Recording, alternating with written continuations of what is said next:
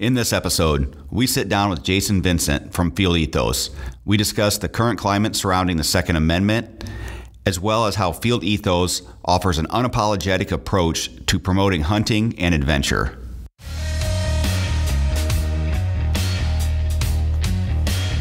This is the No Excuse to Miss podcast. Welcome to the No Excuse to Miss podcast. I'm your host, Scott Volkortson, and this week's guest is a outdoor writer, and currently he was the founder and editor-in-chief of Field Ethos, and he's also the host of what might be the best weekly Q&A I have come across on the Field Ethos Instagram page. Welcome, Jason Vincent. How are you doing? Good, man. How you doing, Scott? I am good. We get a lot of questions on that Q&A you just mentioned about 22s, and it's always, Volkortson is always the easy answer because they are by far the favorite 22 of all of us who have shot them. So, yeah, those questions are always easy. They're not always easy questions for some of the other stuff, but the 22 questions are always easy. Well, we do appreciate that, and for those out there that aren't following, you should follow the Field Ethos Instagram page, if nothing else, just for the Sunday night Q&A, because it's highly entertaining, and not only is it entertaining, but it's also very informative. So it's turned into a chance for me it's my smart ass outlet, you know. It's a chance for me to, you know, just kind of interact with our followers and, you know, mess with them a little bit on some of their dumber questions. You know, whoever said there's no such thing as a stupid question was just 100% wrong. But that has really taken off because people just like the interaction. And what started as just me being bored on a Sunday and just opening up for questions has turned into a regular Sunday thing. And we'll get, you know, 400 questions on a Sunday. I won't answer that many. You know, I'll answer 75 or 100 sometimes, but yeah, that for some reason has really taken off. And I think it's just your humor throughout. Like I said, well, one, you're very knowledgeable in the stuff you talk about, but then just the humor side of it, which I think all of us can use a little bit more humor on social media right now. Yeah. Which, speaking of that, you know, we'll get into the Field Ethos and everything you have going on there. But I need to get your thoughts on just what's going on in the state of the world right now, both as it relates to like the Second Amendment and then just the overall state of where things are at with all the information that's been coming out recently. Yeah. So as it relates to the 2A, what do you think? I mean, I know they got everything on the table that they're proposing. What in your mind scares you the most, or what do you think has a chance of actually seeing the light of day? Unfortunately, I think a lot has a chance of getting traction with the administration and just kind of their anti-gun agenda. If you look at who Biden would like to see running the ATF, those are very concerning people to have in charge of a federal law enforcement agency. The director role is super far removed from the field. I've worked with ATF agents in the field, and they're fantastic. I have not encountered one that I would say is anything less than professional. There's just a big disconnect from the boots on the ground at that agency and the director level or top brass throughout their agency. You know, you're looking at a political appointee who obviously fits the agenda of the political appointer, which would be the administration. So that's concerning when you have policy kind of trickling down to the boots on the ground from a political agenda rather than just a straight up constitutional agenda. So yeah, I mean, there are a number of concerning things, you know, coming down. As far as what actually sees the light of day, the real impact of certain things, you know, it's right after the Sandy Hook thing, everybody thought, you know, they're going to take everybody's AR-15s and semi-automatic guns and high capacity, whatever. And they didn't do it. I think what people, you know, everybody's always afraid that someone's coming for your guns. Someone's coming for your guns. But realistically, that's just, I wouldn't say impossible, but it's not the reality of how that really gets done. If you were, I mean, there's so many gun owners in America, so many AR-15 owners in America. If you were to task a group with confiscating those guns, you were talking about a project so big in scope that you'd need to create an entirely separate enforcement agency that was dedicated 24 hours a day, 7 days a week, 365 days a year to essentially going door to door and seizing weapons. The ATF doesn't have the capacity for it. The entire if you consider all the federal law enforcement agencies, they don't have the capacity or the manpower to do it. I mean, those guys are already working full time on case related activity, not roundups and things like that. So one, you'd have to have a massive personnel pool at your disposal to do something like that. And two, you're going to have to pay those guys a shitload of money, excuse my language, to do that job. Who wants to go get shot at once a week? Because that's what you're looking at. There are enough hardliners out there that, that you're not taking their guns and they'll kill you over it. And so I'm not saying everybody is like that, but I'm saying there's enough that if you spend all day, every week, rounding up guns, you're getting shot at, man. So you're not going to have a federal law enforcement agent that is going to do that job for $100,000 a year. You know what I mean? Yeah. It's just not doable. It's not practical. What I think you will see them do is just pass legislation against those firearms, making ownership of them illegal with some very scary penalties, like federal prison and monetary charges and things like that, to where you're running a major risk by possessing them. They're not coming to your house. They're not going door to door. But if you get caught owning one of those weapons, it's going to be a huge deal. So I see that I mean, that's an easy way to do it. Is just having the public know that what they have in their house, if they actually get caught with it, that they're going to do federal time. Then you're going to see the guns get turned in by a lot of people. There are plenty of people that won't. But that would be the most effective way to handle that situation. And I see that as being a realistic option that they head down that road this year. Well, and what scares me is, as you watch that confirmation hearing, when they asked him to what he defines as an assault weapon, he couldn't even form a sentence he couldn't even give you a description of what he thought was an assault weapon.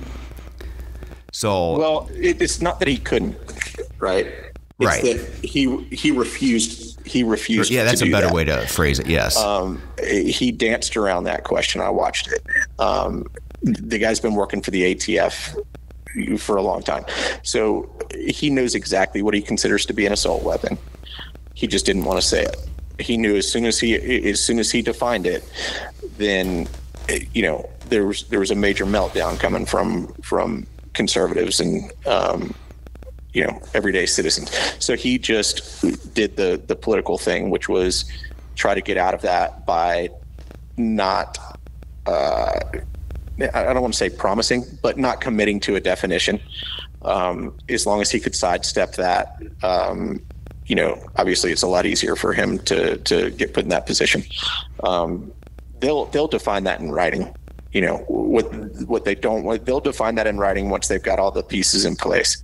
But it was a no-win for that guy to answer that question as a person in his position. I mean, we all wanted him to answer that question, but for somebody that wants to get involved at that level and secure that job, I'm not shocked at all that he just would not define that. And you're right. That's exactly what he did. Is he danced around it, and so. For people that are looking, and I don't want to make this all about the 2A, so we'll get into the Field Ethos thing, but for people that are trying to, or they want to do their part, what organization do you feel like or where can they reach out, or what can they do? I know there's the Firearms Policy Coalition, obviously the NRA, the NSSF, different organizations. Do you still recommend, I know they've had all their troubles and they're going through their bankruptcy battle now, or their battle in New York, I should say, but is the NRA still the best option, do you think? I will say it's my option. That's, they're the biggest dog in the fight. Are they perfect? Absolutely not. They can be their own PR's worst nightmare at times for certain things. No organization is perfect, especially, they've had a long track record of success. But with that come, when you've been doing it that long and at that level, of course, you're going to make mistakes. People love to crucify them over their mistakes. People love to nitpick Wayne LaPierre and some of the decisions he's made. But the reality of that conversation is that NRA membership and footprint and power has increased significantly since Wayne took the reins there. I don't know him personally. I don't believe we've ever spoken. We may have met before, but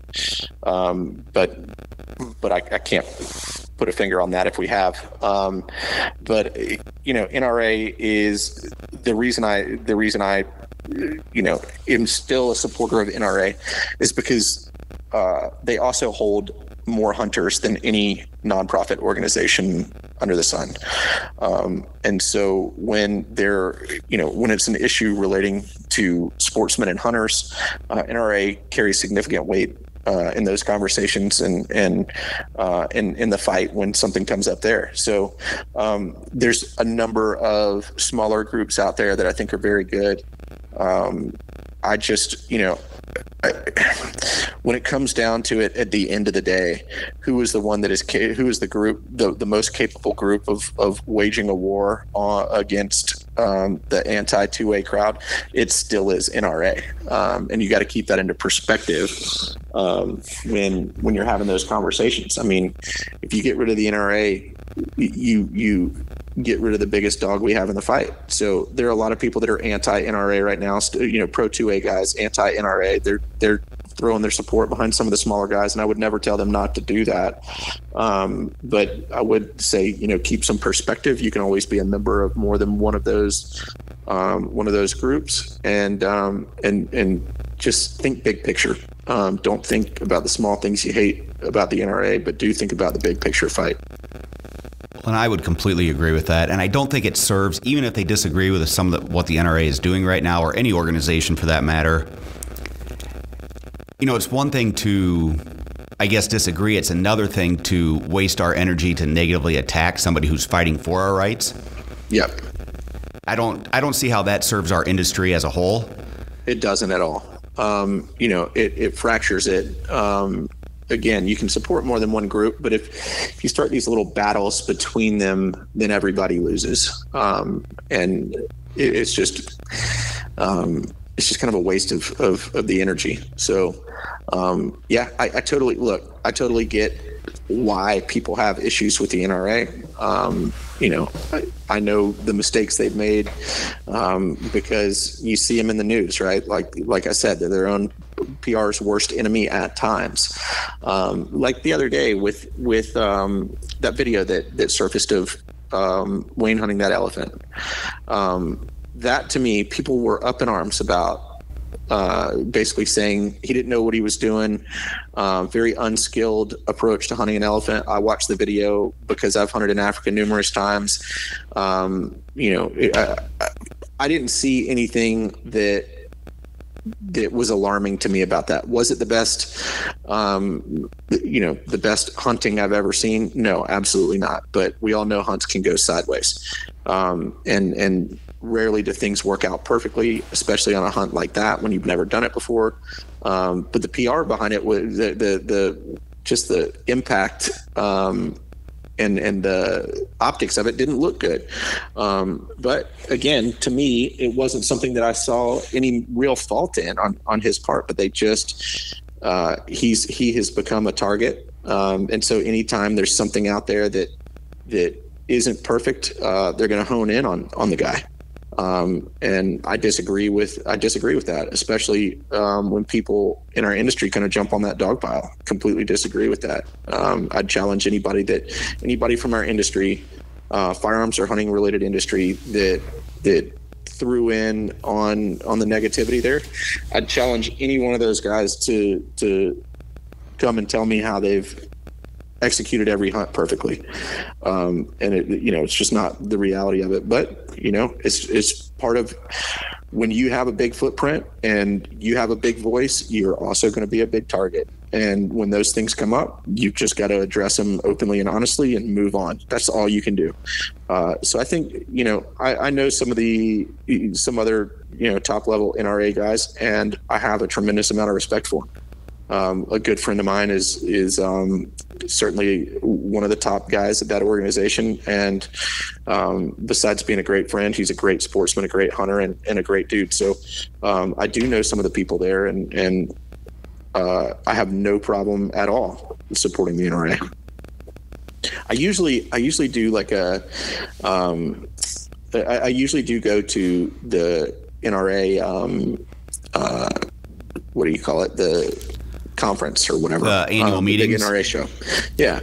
And we've missed out on that because of COVID, but I was looking forward to seeing all those guys in one place and just having kind of a sit down discussion with a few of them to talk about, future plans and where they see the organization heading. Just have them all in one place, but we've missed out on that opportunity the last 2 years, and hopefully we'll be able to pick that conversation back up later this summer. I think they're doing it in I think June. It's the first weekend in September. That's what it is. And it's either we're going to be able to make NRA and then basically head straight from there to the UK for a hunt, or we're just not going to be able to make the NRA show. But this UK hunt is something that we committed to a while back before they changed the dates on the NRA thing. So I'm hoping we can do both. But if we can't, we'll catch those guys next year. Well, that's awesome. So that's kind of, you brought up, your several African hunts that you've done. And, I know from following your page that it seems like you're hunting about every other weekend. I'm sure that's not the case, although you'd probably like to be. Well, I'd like to be, if I could fit that with my family life. But the reality is that, I want to have both. And so no, I'm not hunting maybe as often as it would seem. We probably, between myself and the rest of the guys, we probably do take quite a bit more hunting trips than most people. But I still spend quite a bit of time back home in town with my wife and kids. It's a weird thing, since you bring up the hunting trips. I'm one of those, I'm kind of a homebody, but there's like two completely different sides to me. When I'm home, I'm constantly thinking about being back out in the field, and whether that's Africa or wherever we may have a trip planned. I just love the preparation and thinking about those things. And I'm always, I find myself kind of being consumed by the thought of those things. And then when I'm in the field, at the end of the day, when I'm sitting around the campfire, I get really homesick. Like during the hunt itself, I'm just focused on that. But when the sun goes down and we're drinking beer around the campfire and just chit-chatting with everybody on the trip, I get really homesick. So like if I'm not home, I want to be home. And if I'm home, I want to be in the field. So it's just these two different sides of me that are constantly kind of pulling at me. Well, it's interesting you bring that up, because that's actually something I made a note of last night when I was thinking about this call, is because that's something I've struggled with for a long time, whether it be work-related or whatever the trip is I'd love the prospect of going, I'd look forward to it, and then as we got closer to it, I would start to become like homesick or start to be thinking, oh, maybe I shouldn't be going. I should be home watching my kids do this or hanging out with my family. Yep. And so I would do the same thing and then if I missed the trip, I'd be kicking myself. I'm like, I should be there. And that's all I would think about. Or if I went on the trip exactly like you, I'd be like, I just can't wait till I get back home to see the kids or see my wife, see the family, whatever it might be.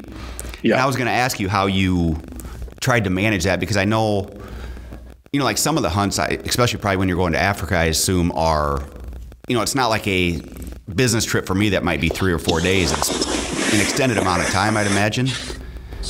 Yeah, it's like a 2-week in and out, so you're gone for a couple weeks. And I was I don't know, when my daughter was maybe 3 years old, I was in the UK, and that was kind of the beginning of FaceTime, really. It was early on in the FaceTime stuff from your phone.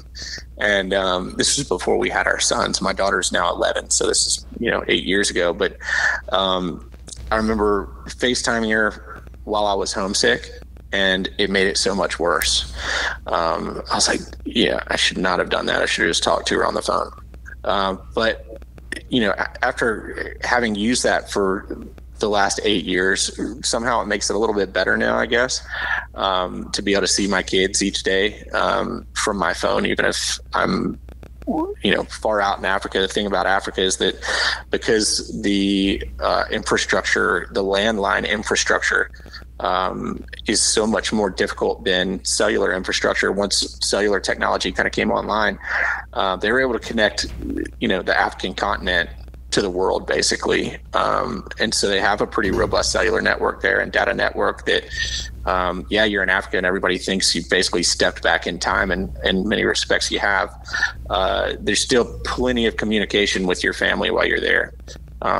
Whether, that just means back in safari camp, or even sometimes from the field. I've been standing on the top of a mountain in Africa and FaceTime my daughter and my kids just to show them where, the top of a mountain in Africa, and I had plenty of signal there. But yeah, those things make it a little bit better. But I'm like you, every single trip, I'm excited about it. And then kind of month of the trip, I start almost dreading going.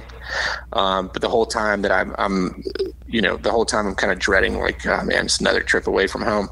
I just keep telling myself, look, it's going to be a spectacular trip. Yeah, you're going to be homesick, but you're going to be really glad you went on this trip. And every time without fail, I've been really glad that I just went ahead and took off. But I think that's kind of like this, I don't know if I'd call it duality, but I think that's probably been going on since the beginning of time, when the men were expected to be the hunters of the tribe, or whatever that looked like in that geographic region. Whether you were Native American or African tribal areas, I think those guys, every time they went off to hunt for their communities, they probably missed some level of being home and being with their wives. So I don't think that's changed over however long this earth has been spinning. And I don't think it'll ever change for me, and it probably won't ever change for you. The other side is just to never have a family and never have those things and just go on off on every adventure you want. And some people do that, and that's fine. But to me, I've got to have both. And so I've just got to kind of deal with those things we just talked about. And that's, it's exactly the same for me too, is, when I was younger, I would almost build up a reality of why I couldn't make the trip. But then, as I started going on more and more trips or whatever it might be, I realized how many experiences I was having, all the stories, the memories, and all that. And as my kids got older, I would realize that, yeah, they miss me. They make me feel guilty for going. But when I got back home, 10 minutes after I walked in the door, they were right back to doing what they were doing. Yep. So I finally realized told myself, I'm like, the world's going to keep spinning. They're going to be fine while I'm gone. And, and as they've gotten older, and as they continue to get older, I hope to bring them on part of those trips with me to share some of those experiences. Yep. So that's me too. Like, I can't remember how old your kids are. We've talked about our kids, you and I, before. My daughter's 11. She's ready to go to Africa. She'll probably go next year with me for her first time. The boys, Warren is 7 and Rushing's about to turn 5. And I put the boys to bed every night. That's my job. Jordan puts herself to bed, and I usually go and just give her a hug before she goes to bed. But I put the boys to bed every night, and every single night they asked for a different hunting story.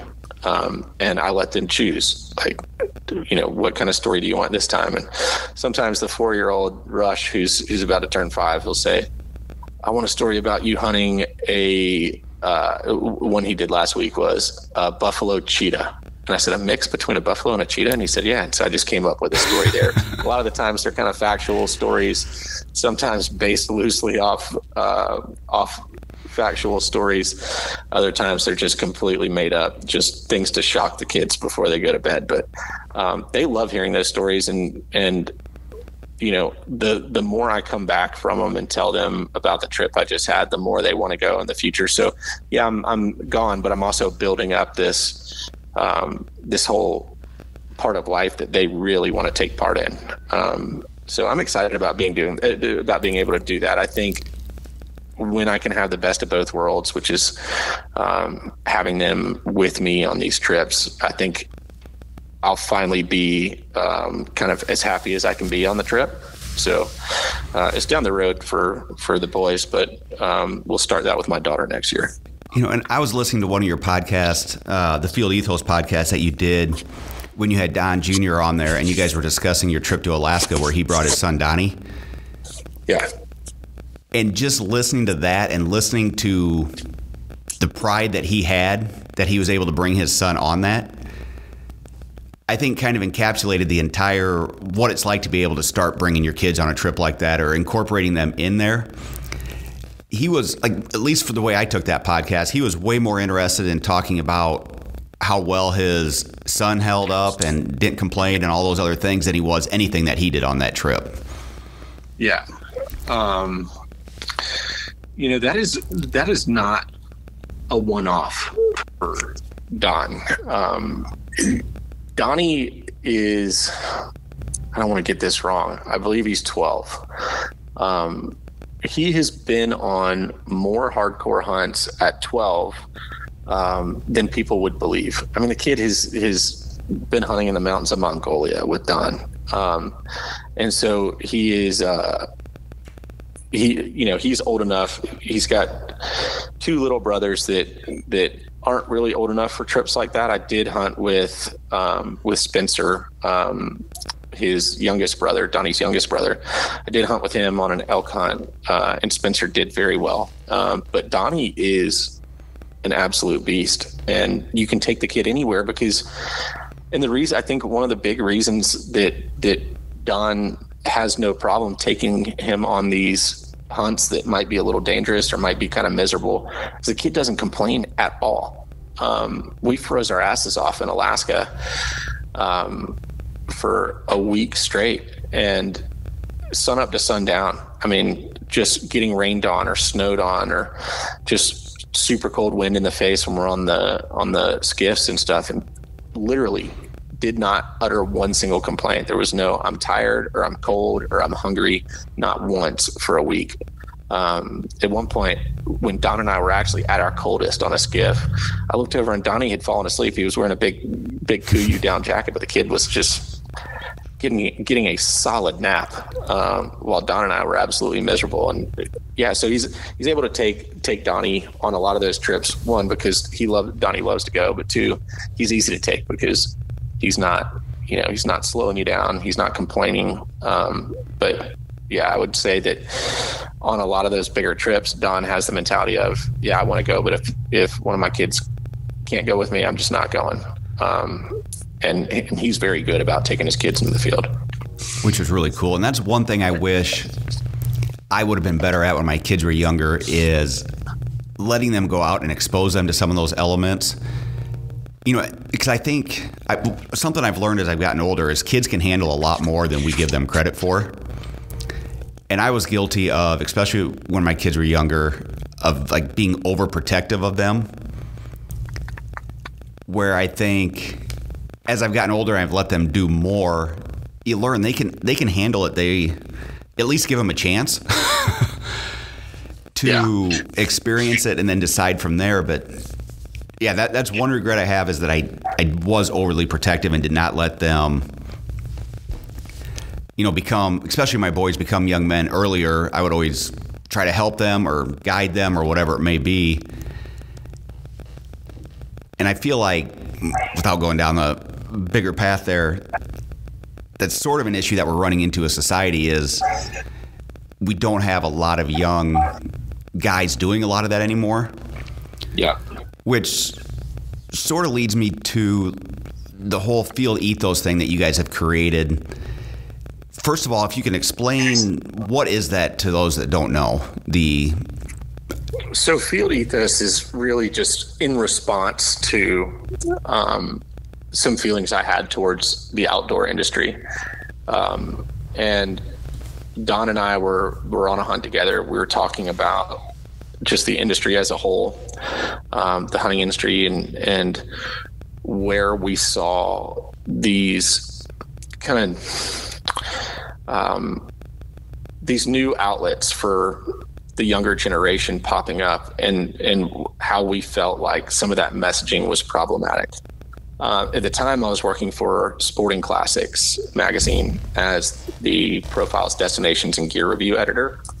And that magazine is, if you go, like when you go to work there each day, you're basically going into a clubhouse with a bunch of dudes that are in their 60s, and they're old school. They're old school badasses. Very unfiltered, very unapologetic guys. They put out a magazine that is kind of a very cultured hunting magazine, a lot of classic content, as the name would suggest. But these guys have been there, done that, and they just, to me, they're the type of role models and the type of guys that you want your sons to hunt with and to learn from. They're a lot like my granddad was, just tough dudes, salty, but very nice guys. And there wasn't a group out there that I felt had that same perspective that I shared with them, that was also making traction with the younger audience. Those guys had traction with their peers. But my peers were really getting a lot of their influence from groups that I thought maybe weren't good for the future of the things that I love. I think that a lot of the newer groups out there bring in a bunch of subliminal apologies to the conversation of what hunting and fishing really are. They try to make excuses for what they do by saying, we're here for the meat, or we're the modern hunter that has all this woke perspective and things like that. And it's very clever marketing. It appeals to a lot of people. It absolutely does not appeal to me or represent who I am. I'm not the guy that says you got to eat everything that you kill. I think that's absurd. Those things, while going into the field and coming out with food for your family or food for yourself is a great byproduct of hunting. That's never been why I've chosen to step foot afield. Going into the field to make a good conservation impact, that's a great byproduct of what we do. And there are those conservation projects that I've worked on. But as a hunter, when I'm actually specifically there with a gun pursuing an animal, I'm not doing it with the motivation of I'm doing this for conservation. There are a million great conservation projects out there that have been completed by non-hunters.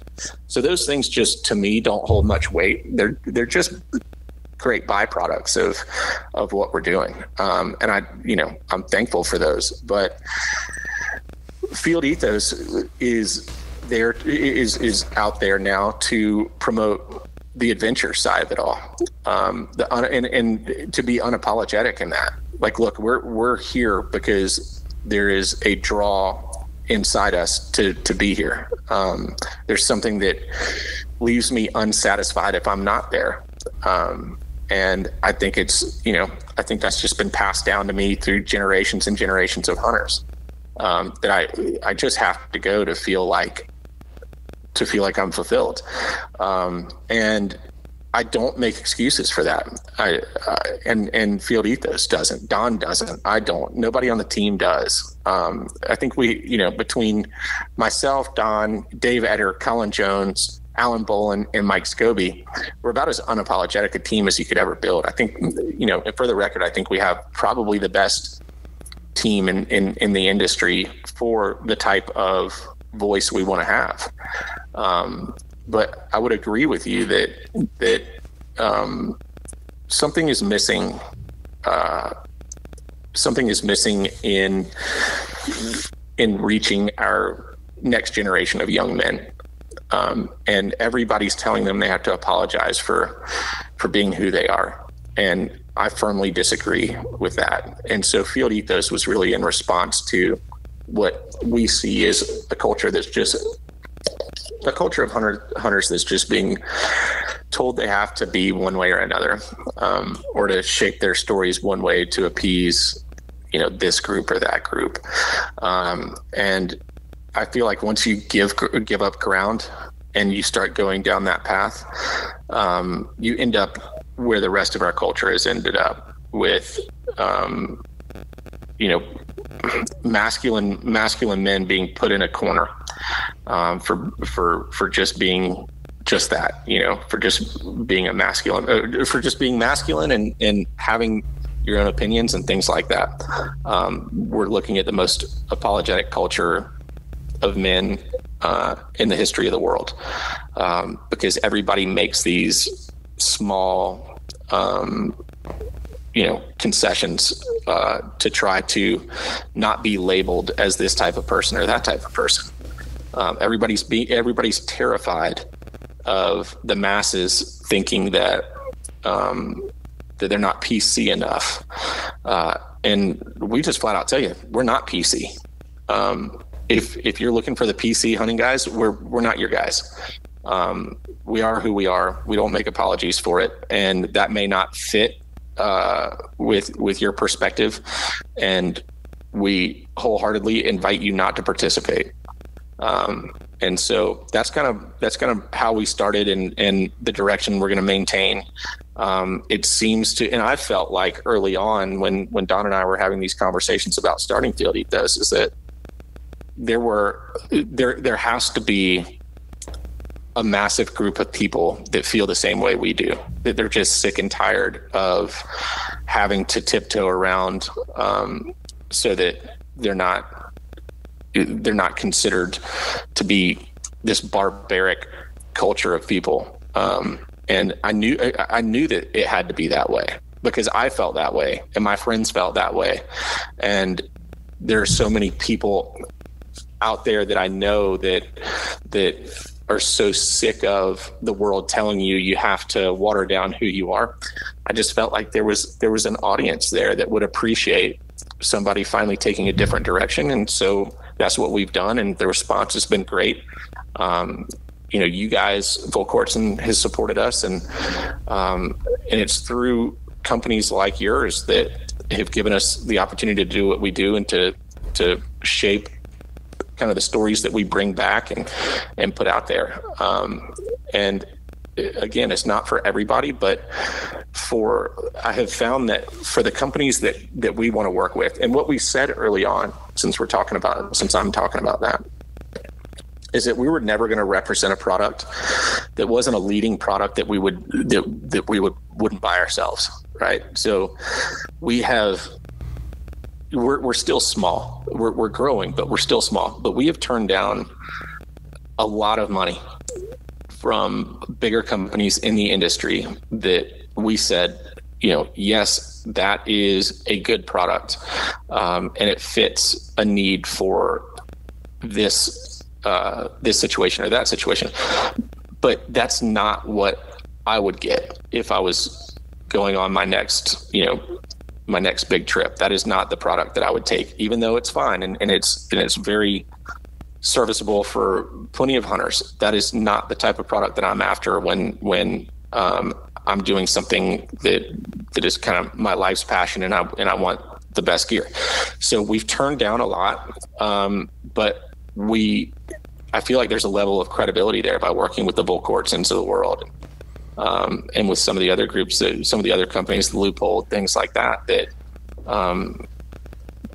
if as long as you maintain and you don't sell out purely for financial sake, that the credibility will build the longevity of a project like this, and we're seeing that. I think we'll continue to see that, but that'll only come from us kind of drawing a line in the sand and saying we're only working with the best companies out there to represent their products and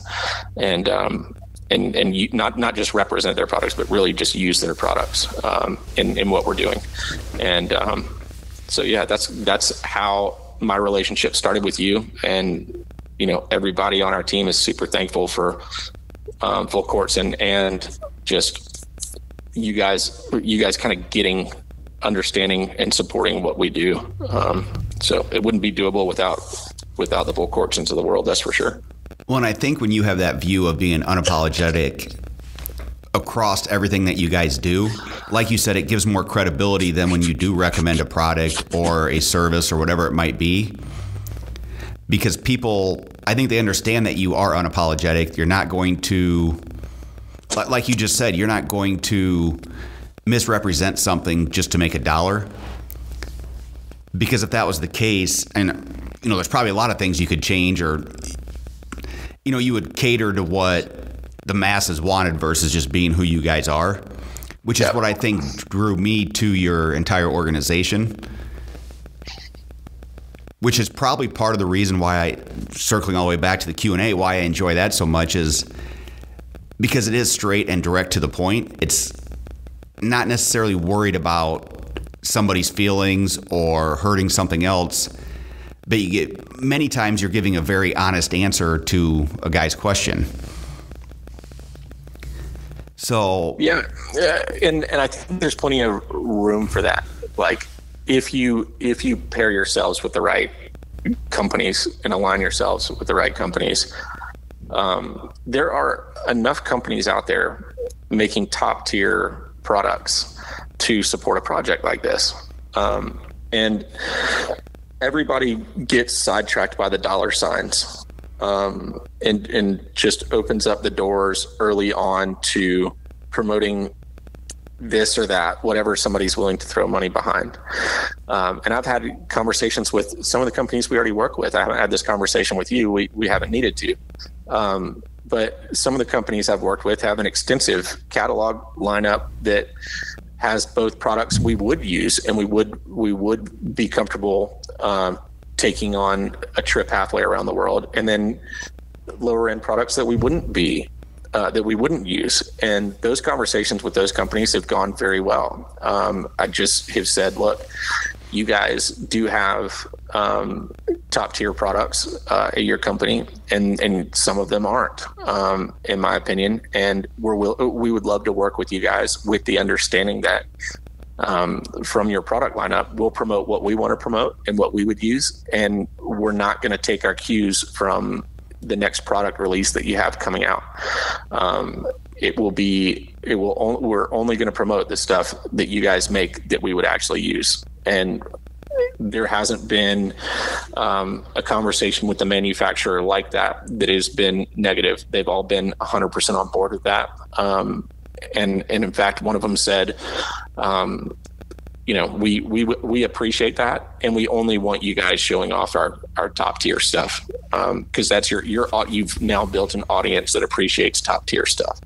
And so their value was in us. Their value now was in us taking that hard line in the beginning.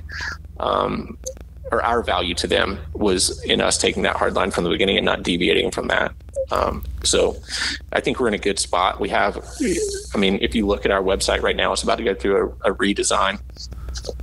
And we're working on some really cool, bigger projects that you'll start to see, making their way into the light of day, fourth quarter 2021, and then from there on out, that we're making some big changes. We've invested heavily in some different aspects of our business that you guys will start to see here pretty soon.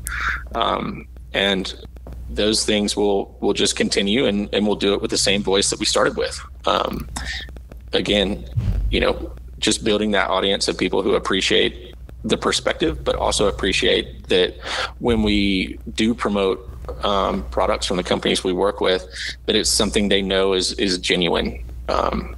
And that conversation doesn't ever have to even occur with, it has never occurred with you and with you and I, because you guys have a reputation of every single thing you make being kind of, not being kind of, but being a top tier product. But it is kind of a reach for a lot of people financially to get your first full Vorkortsen gun. But even if it financially, you can't purchase a Vorkortsen today. If you're, a younger guy that might be a few years out of college, and that's a big stretch for a 22, fine. That's great. Don't buy it right now. But watch us using it for the next few years, and we will make you a believer in it. And then when you're ready to buy it, that's the company you've been doing and on at for the last 2 or 3 years, So it's a long play for some of our audience, but, we've I think it's the right play. And that's kind of our strategy as well. We've encountered times when guys will say, why don't you make like a entry line 22, kind of for that audience you were just describing. And we have tried, but every time we do it, we end up right back to where we're at. Yeah. Because we're not wired to be able to do something less than what we know is out there. Yeah. And I feel like if we ever did go down that path, it would, there might be short-term gain there, but it'd be a long-term disaster, because it would start to change the entire culture of how we think. Well, all you have to do is look at Zeiss. Zeiss still makes top-tier rifle scopes. Very, very good rifle scopes, spotting scopes, and binoculars. But they came out with their Terra line, which I believe was a Chinese-made optic. And it may have been made somewhere else, but it was such a big departure from their commitment to quality, regardless of cost, that it really, in my opinion, the day they did that, I shook my head and just went, man, what a step in the wrong direction. You don't have to make a product for everybody. The companies that feel like that end up losing in the end. Your product doesn't have to be for everybody. And if you're making top tier stuff, be the product on the horizon that someone's reaching for later. It's a reach for them to purchase that product, and they have to, they have to save a bit more money or however that translates, but work a little bit harder, save a little bit more money, but buy the best. But the second they went down that road, they associated their name with products that people weren't happy with, that people wouldn't want to use. And I think it's a dangerous step to take for somebody who's built a reputation off of just top level gear like you guys have. I know I would, if you guys came out with a $300 22 pistol, it wouldn't perform nearly as well as your current offering. And it's not something I would buy. And you'd get a call from me that day that I learned about it. Just be like, man, what are you guys doing? Why are you doing this? You guys have been successful with your model, and financial growth into a certain area on the short term isn't worth, what the Vorkortsen name has been built on this whole time. So I can see why you looked into it from a business perspective, not looking at those things as foolish. If they make sense, if you can do it in a way that you're proud of, you've got to always look at those different things. But if you look at them and you say, okay, we wouldn't want to put our name on this, and you just got to scrap the project and move on rather than make the quick buck. Right. And some of those people that inquired about that, they'd be like, well, you could give it even a different name so you're not tarnishing the reputation you've built. But to me, even if you're just looking at the culture inside a company, if you're building those firearms, it's hard to all of a sudden separate, okay, this is you're building a $300 one today. Tomorrow you're building a $1,500 one. do some of those bad habits or whatever you want to call it creep into that more expensive rifle. And next thing you know, you have mediocre on both sides of it. And honestly, for us, what we do is fun. And to me, building a $300 22 is not fun. Yeah, no, it can't be. I mean, if we ever have to go to that, yeah, it's just not. Like I said, there's just not the same pride. It's not the same fun factor. For as long as we can, I'm going to stick to what we're doing now. Yeah, and people notice that, though. If you guys have done a very good job at building a brand that people, everybody who knows about your brand or about your products knows that everything you guys put out is top end, performance oriented stuff. And you guys have been successful with that. And as long as you just maintain that, I feel like there will always be a market for a Volquartsen. People will always want to own one, and they'll be really stoked to get it. They'd be a lot less stoked to get the $300 gun that doesn't perform like your other guns. They're not nearly as excited about the Volquartsen name as they are about the quality that you guys put out and the product that you guys put out. So, it works for you guys.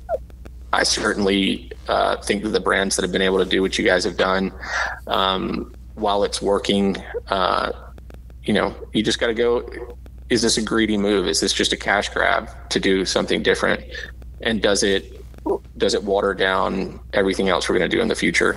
And I think oftentimes the answer is yes. And the short-term gain just isn't going to be meaningful and something you take pride in over the long run. So you guys have done a great job with that. Thank you. On the media side of things, I hope that's what people see with us, and they're in it for the long haul with us because of it. Well, and I think they are. So on Field Ethos, if I understand correctly, you will have at some point a print publication as well. Is that a quarterly? Yeah, four starting in 2022, and that was a big part of bringing Mike Scobey on. Scobey is a legend in the industry. He was managing 17 different print publications, I believe, when we poached him, and he has the personality. He really kind of embodies our culture at Field Ethos. He's a dude's dude, 200%.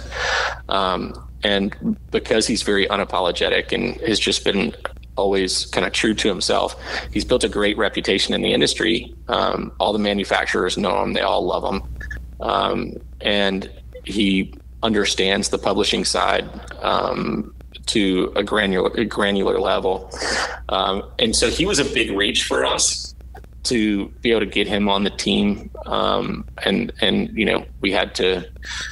we really had to go all in with him. And but it was very beneficial. I think you'll see that our quarterly print journal starting next year will be something that you look forward to owning or receiving each one that we do after you get this first one. I think it'll be something that you guys say, this is just next level content, but just even down to the paper we're using, you'll just go, man, these guys really, really went in hard on this thing and have sent me something that I don't ever want to not get again. Well, and that's sort of the opposite of what a lot of the magazines seem to have done. Yep. So I understand why they're doing it. I know it's a challenging time to be in print, but that's what I find so unique about what you guys are doing is almost going the exact opposite way. Yeah. With the quality, the content, and then, so I'm anxious to see that when it comes out. We're a digital brand that is also going to be in print rather than a print brand that is also doing digital. And then a lot of those companies that transitioned from print to digital did it kind of with the same model they were using for print, just like loading the space with ads. You won't see a banner ad anywhere on Field Ethos. You will see some advertiser graphics not popping up, but being laid out into the middle of the text of articles starting next month. But it won't be disruptive to the article. It'll be something as similar as a simple Volquartsen logo when in an article where we're using one of your products. And so just keeping that clean, like, user experience, it's all about the reader and the follower and everything else. It's as long as we just focus on those people, the people who are engaged with what we do, and we focus on their experience, that will benefit you guys and our advertisers, as long as people are just enjoying coming into our space every day, and then they natively see your products because those are the things that we're using when we're out. It just is a much more compelling way to kind of showcase who we are, what products we're using, and everything else, and that's carrying on into our print product. So it certainly will not be basically a billboard for every advertiser to get their product out there. It'll be a lot more native inclusion and things like that. So the print product we're excited about. It's not cheap. It's never going to be a cash cow or anything like that, but it's something I've wanted to do since the beginning because I still love reading things in print. One, I buy a lot of books in print, I buy a lot of books in print and buy them on Kindle because I travel a lot and I read them on my iPhone, but I still buy them in print mainly because when I'm done reading a book, I like to be able to give them to somebody else that I like, like, hey, I really enjoyed reading this. Let me give you this book and you can enjoy it too. So I like being able to, and that's what I hope our magazine or our journal is that when somebody reads it, they think it's so cool that they want to share it with their friend and pass it on to them. So the print thing is important to us. Well, that's interesting you bring that up because I read most of my books on Kindle, but as soon as I find one that I like, I go out and buy 4 or 5 print copies. Yeah. Just for that reason, so I can gift them to other people that, hey, this was beneficial, or I thought you might enjoy this. There's something a whole lot more personal about gifting something in print than sending them an Amazon gift card to a Kindle book. Yeah, there is. You can write a message in there. When Liberal Privilege came out, I guess, maybe a couple months after it came out, Don and I were talking and he asked if I read it. I was like, yeah, I read it. I bought a handful of copies of it too. And he said, why did you buy them? Why didn't you just tell me to send you a bunch of them? And I said, dude, if I ever write a book, you better buy a shitload of those things and give them out. But yeah, I like being, it's a personal gift to me. I've loved reading since I was a kid. I try to read a book a week when I can. But it's a personal gift to someone that they can keep forever, especially if you write a note in it, you put a date in it. Their kids will find it one day, or their grandkids will find it one day and be like, oh, this is really cool. This was a gift. So a book is an amazing gift. It might not be your favorite gift when you're a kid. It's probably your least favorite book when you're a kid. But when you're our age, you really appreciate that stuff. Well, and that's what even like in my office, I have certain books that have been gifted to me or sent to me that they sit in my bookshelf that, I almost prize those as much as anything. Yeah, absolutely. So, I gave Don and I have a writer. He's both of our favorite writer, coincidentally, Peter Capstick.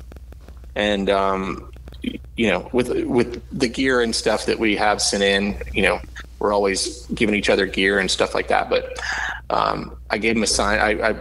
A friend of mine sent me an online listing for a signed Peter Capstick book, one of our favorite books. And Capstick's been dead for a number of years now, but this buddy of mine knew I really liked Capstick books, and he said, hey, you might want to buy this. So I bought it and gave it to Don as a gift. And I know that just the gear and stuff that we've given each other over the years, he loves that stuff because he's a gear hound. But if there's one thing that I've given him that he absolutely couldn't part with, I'd say it's probably that signed Peter Capstick book.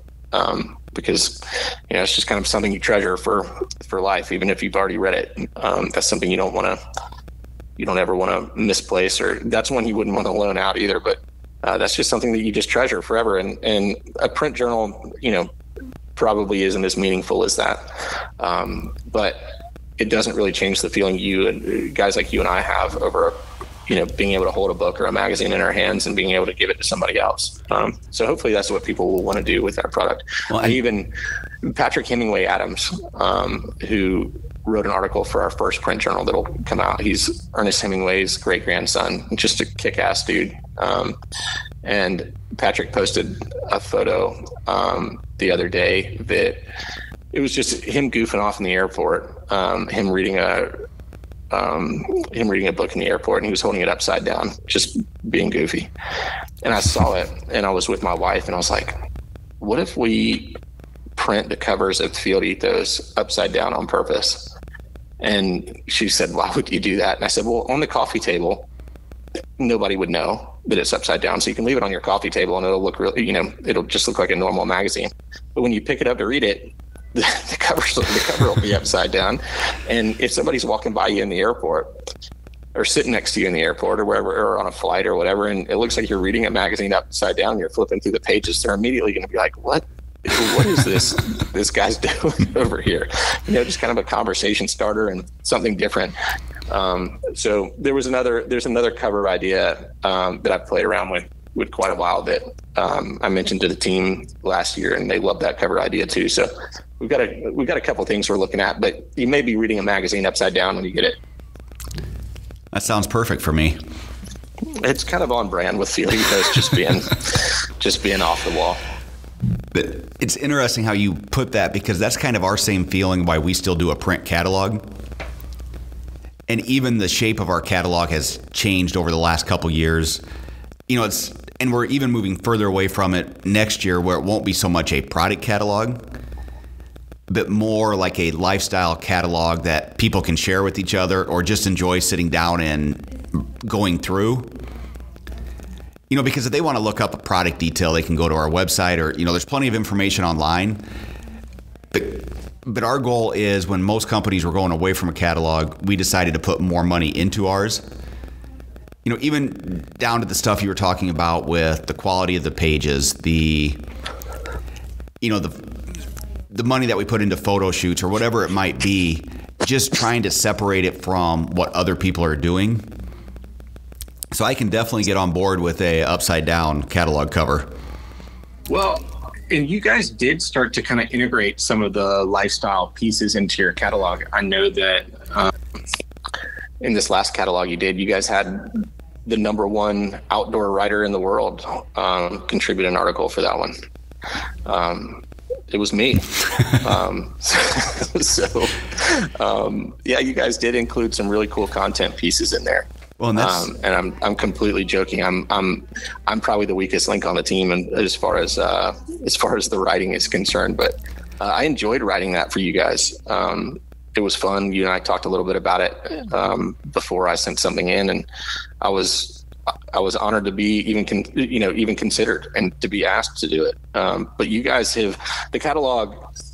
First of all, you guys sent me more than a catalog. Y'all sent a backpack. You sent a knife from Montana Knife Company, and you sent a tourniquet. You sent me this awesome care package when I got the catalog, and the catalog was awesome. And I read through all of it and just thought it was probably the coolest catalog I'd ever seen, just because you guys went into that content side of it too. But you guys don't half-ass your catalogs. I mean, it's nice paper, really good photography of your products, cool content pieces in that last one. I know Katie Pavlich had an article in that last one, I believe. Yes. But it was just, I don't know, it's just really cool. It's still sitting here in the office. Well, that's a credit to Chad, who handles our catalog production. He's still a big fan of print, so it's easy for him to get on board with that concept. But he puts a lot of, I think he's been storyboarding the 2022 catalog since December of last year. At least it seems like that. Yeah. So I'll give him credit for that. It's obvious that it's done by a professional. So kudos to Chad. I don't know Chad, but kudos to him for taking that level of pride in his work, because it's very good. And by the way, I did skin out a big diamondback rattlesnake in Texas with the Montana knife that you sent me. I took that out there last week, or maybe. Are you a week familiar before. with those guys at all? Like Josh Smith and his company? I follow them on Instagram now since you sent me that knife. Yeah. I met him at Winter Strong, and he's a phenomenal bladesmith, but even a better guy. Yep. So the chance to be able to work with those guys when we made those knives was pretty cool. And, you know, and I know, like, so he does his Josh Smith knives, which is like the custom forging. And then the Montana Knife Company is more of the production side of things. But the last time I talked to him, he still is the only one that does the final polishing and grinding on all those knives. Yeah. Which is pretty cool because, you know, I know a lot Quality of control from the best. Yes. So the knife itself is awesome. It's super light. Like, there is zero reason to not throw that thing in your pack when you're going hunting. That's why that knife went on this trip with me. It's like, it weighs nothing, and it's a super nice knife. So, you know, for somebody like me who has a gazillion knives, I'm actually going to go to Blade Show this weekend because I've never been. But for somebody who has a zillion knives, that was the one that I was like, okay, there's zero reason to not take this knife. So threw it in the pack and headed out to Texas. But yeah, really cool company. Their social media presence is really good. You can tell that those guys kind of understand how to show off their products. But you know, there's a level of quality that is very obvious that they're producing that you know is something that somebody would be proud to have in the field. So yeah, I'll continue to pay more attention to those guys. Yeah, hopefully they'll be at Blade Show in Atlanta, which is like the SHOT Show for knife companies. And now I live an hour and 20 minutes from there. So I'm going to head over there tomorrow and check everything out. So that's awesome. Yeah, I have not been down to that show, but I'd really like to go. Speaking of SHOT Show, will Field Ethos have a presence down there? You probably won't see us have a booth there.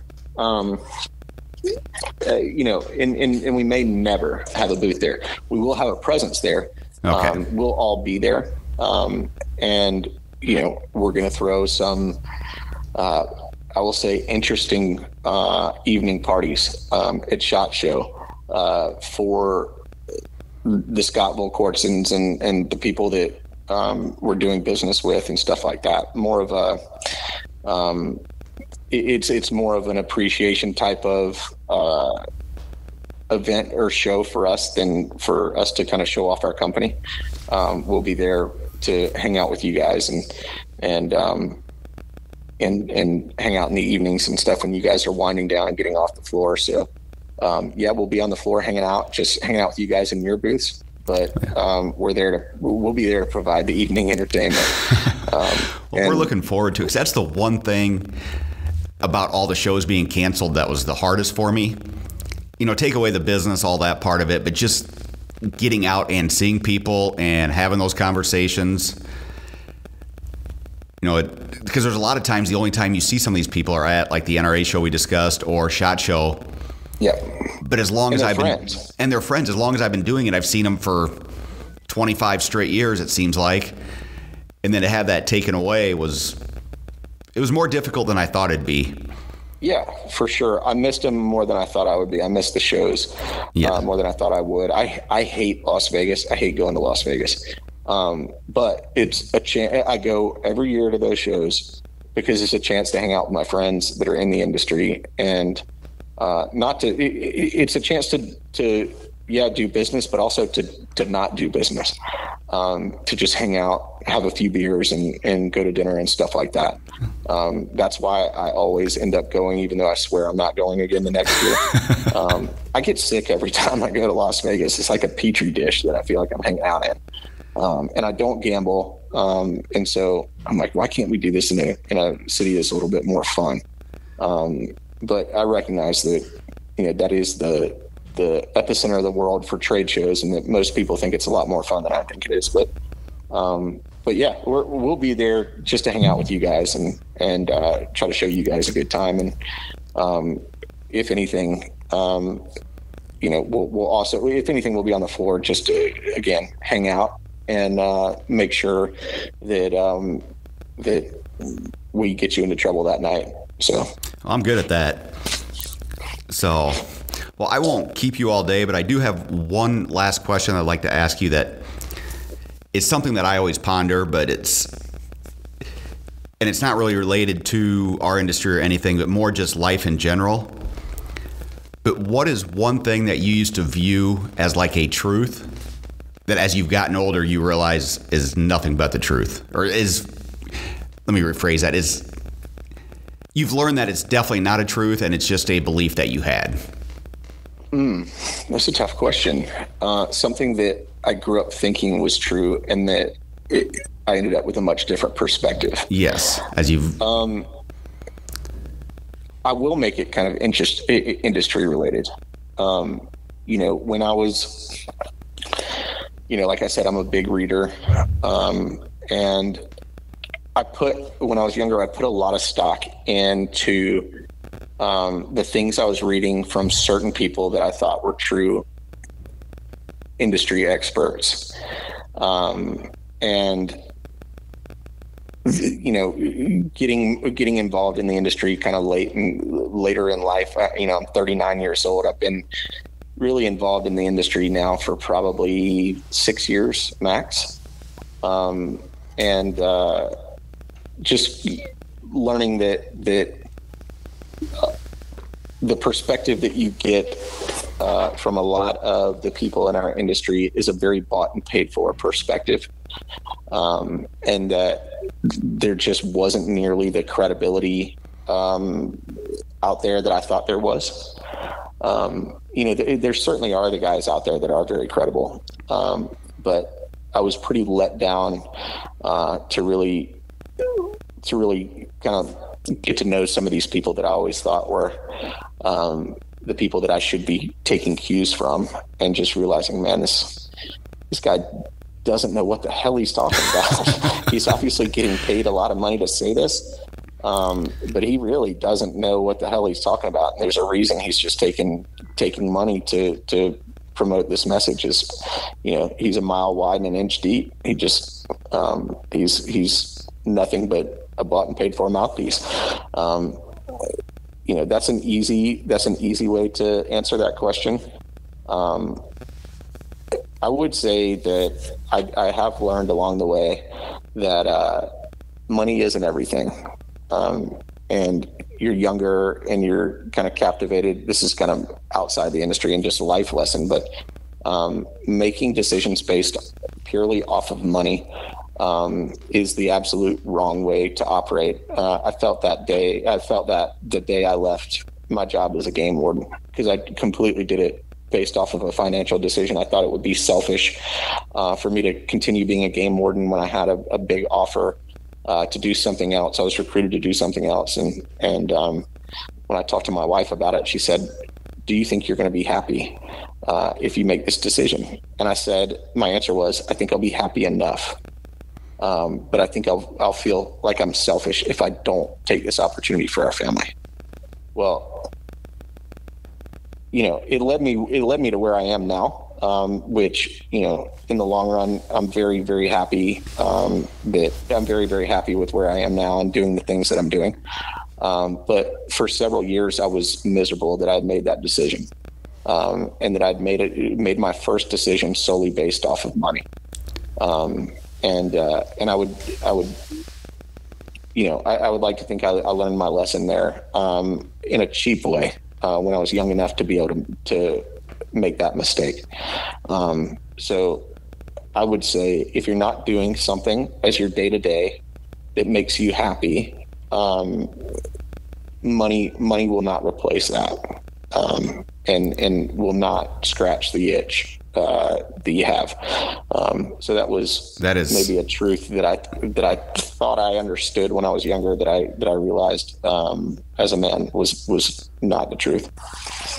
Well, I think that's such good advice. There's so many people that I know that have been, by society standards, are super successful if you look at just their bank account.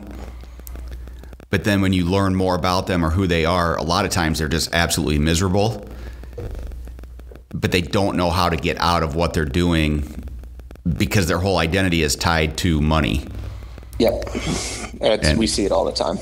And it's a very hard thing to remove yourself from once you've gone down the road and made it part of your identity, like you said. The best way to, I was reading a book on nuclear proliferation as part of some things I was doing with an anti-terrorism curriculum, and the quote at the beginning stuck with me, and his kind of applied to all areas of my life. And the author wrote, "The best way to disarm a nuclear device is to ensure that it was never built in the first place." And that stuck with me. The best way to prevent a problem is to stop the problem from ever starting to begin with. And I try to kind of apply that to a lot of the different things in my life. It's just stop them before they, just stop them in their tracks before they start. You don't have to worry about it later. Yeah, because like you said, once you go down that path, it's very hard to get away from that. And I think for me, the biggest, because that's definitely a lesson I've learned as I've gone. But I think for me, a lot of it was when I started to get out of my local area and travel more and meet more people, see different areas. Because I was able to see there's all different levels of happiness, but I started to look at it, I'm like, some of these people have absolutely nothing in terms of material goods or finances, but they're the happiest, most content people I know. Whereas I've met other people who, like I said, were super successful by society's definition of success, and all they could talk about was them having to, or all these obligations and all these things that were taking away from anything that actually made them happy, if that makes any sense. Yeah, it does make sense. Are you happy? I'm very happy right now. And I think a lot of it is because I've gotten away from that mindset of when I was younger that once this happens, once I make this amount of money, or once this takes place, then I'll be happy. And I had a friend of mine that presented this to me.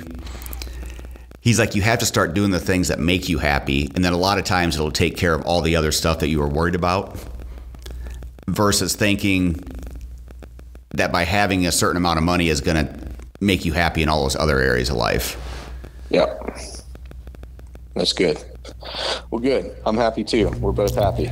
So, I hope that, I hope this podcast was entertaining for people, but also maybe offers a little perspective from guys who have made some mistakes, and we feel like we figured those things out. So, well, I appreciate you coming on. Shortening the learning curve for other people is a good thing. Yes, it is. And I hope more people discover who Field Ethos, or what Field Ethos is about, because like you said earlier, I think there's a lot of people that were looking for that outlet, or looking for other people that were unapologetic, not worried about being PC, and just having that voice be out there. So where's the best place that they can find Field Ethos? Is it the website, the Instagram page, or both? Both. I would say the Instagram post is the place to get introduced to us, probably.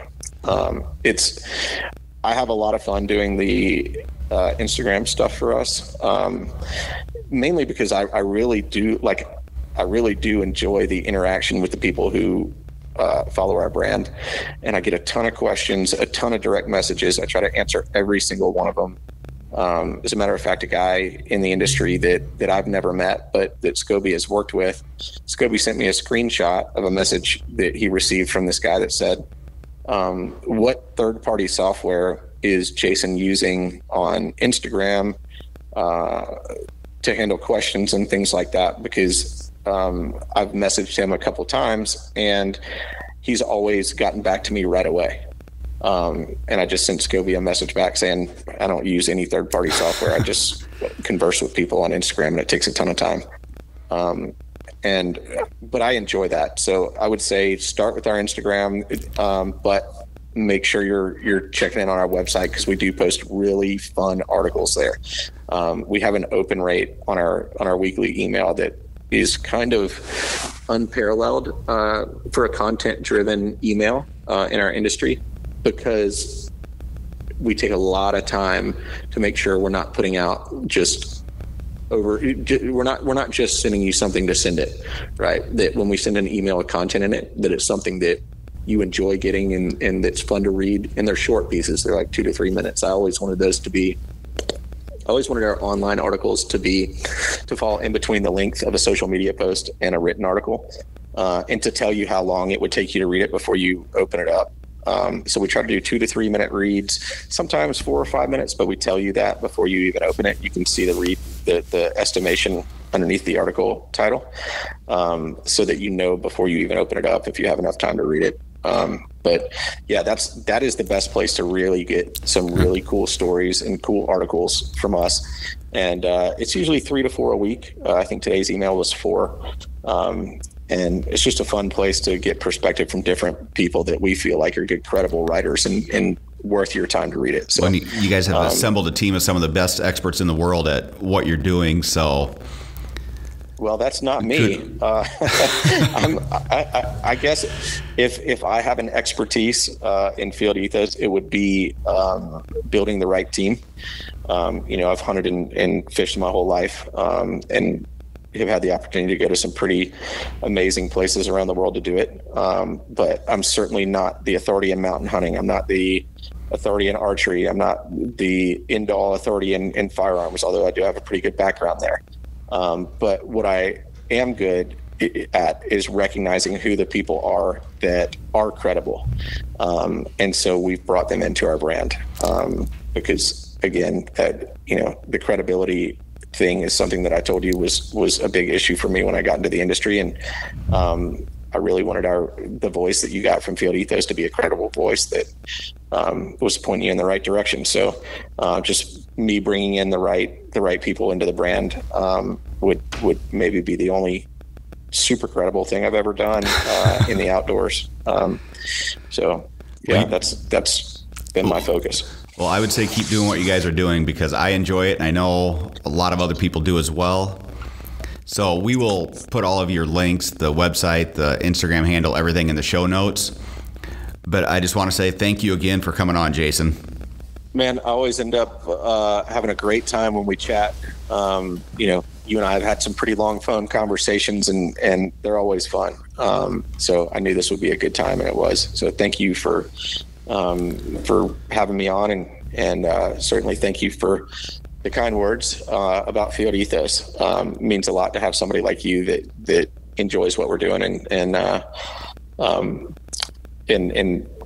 has the perspective on what we're doing that you have. So it's very flattering to hear that from anybody, but to hear it from you is even more so.